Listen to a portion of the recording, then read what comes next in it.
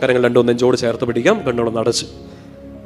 ഈശോയെ, പൗലോസ്ലീഹ വചനത്തിലൂടെയൊക്കെ ആവശ്യപ്പെടുന്നത് പോലെ രക്ഷിക്കപ്പെടുന്നവരുടെ ഇടയിലും ശിക്ഷിക്കപ്പെടുന്നവരുടെ ഇടയിലും ഞങ്ങൾ ക്രിസ്തുവിൻ്റെ പരിമളമാണ്. We are the fragrance of Christ.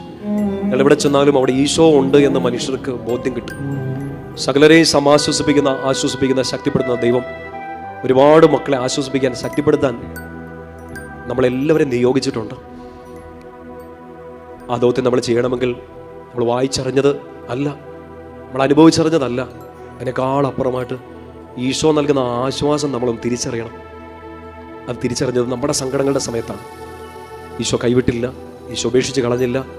ഈ മരം പിടിച്ച് കുലുക്കിയപ്പോൾ, ഈ തണൽ എടുത്തു മാറ്റിയപ്പോൾ, അവസാനത്തെ നീരുറവയ്ക്ക് മുമ്പിലും ഒരു അടഞ്ഞ സാഹചര്യം വന്നപ്പോൾ, ഒരു തുള്ളി വെള്ളം പോലുമില്ലാത്ത സങ്കടങ്ങൾ വന്നപ്പോൾ, ഒരു ആശ്വാസത്തിൻ്റെ കാക്കച്ചിറക് പോലും ഒരു തണലായിട്ടില്ലാത്ത സമയങ്ങൾ വന്നപ്പോൾ, കൈ നിവർത്തി പിടിച്ച് വിരിച്ച് പിടിച്ച് ഒരു തണലായി ഈശോ ഇവിടെ തന്നെ ഉണ്ടായിരുന്നു. കൊണ്ട വെയിലുകൾക്കെല്ലാം നന്ദി പറയുക.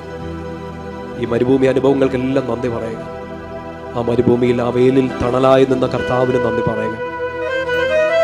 പൊള്ളിക്കരിഞ്ഞു പോകാവുന്ന വേദനകളൊക്കെ നമുക്കുണ്ടായിട്ടുണ്ട്. തീർന്നു പോകുമെന്ന് ചിന്തിച്ചു പോയ സമയങ്ങൾ ഉണ്ടായിട്ടുണ്ട്. പ്രതീക്ഷ മുഴുവൻ അസ്തമിച്ചു പോയ സമയങ്ങൾ ഉണ്ടായിട്ടുണ്ട്.